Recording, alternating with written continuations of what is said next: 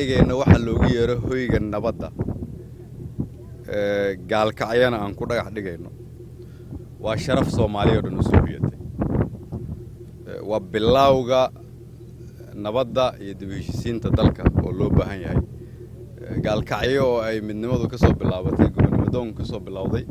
in haddana aad hormuud u noqonaysaan waa wax aad loogu farxo waa sharaf u soo hiyatay reer mudug oo dhan mudug Puntland ama mudug galmudug waa sharaf idin soo hiyatay waa sharaf soo hiyatay Puntland waa sharaf soo hiyatay galmudug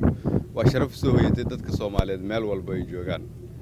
in halkaan ay ka muuqdaan gabdho Soomaaliyeed oo labada dhinac ka soo jeedo isku dhafa odayaal Soomaaliyeed oo labada dhinac ka soo jeeda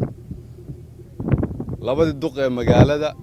iyo labadii gudoomiye gobolba kulligood inay halkaan joogaan oo ay ka turjumayaan waxaan dhisanaynaa guri nabadeed oo nabadda looga arinsado si dadka la isugu soo dhaweeyo la isugu keeno looga shaqeeyo Soomaali inay sharafteeda soo ceshato waa idinku amaanaya waan idinku taageereynaa intaas waxaan rabaa inaan ku daro gaalkacyo midaysan waa Soomaaliya midaysan gaalkacyo nabada waa Soomaaliya nabada gurigii nabadda gaalkacyo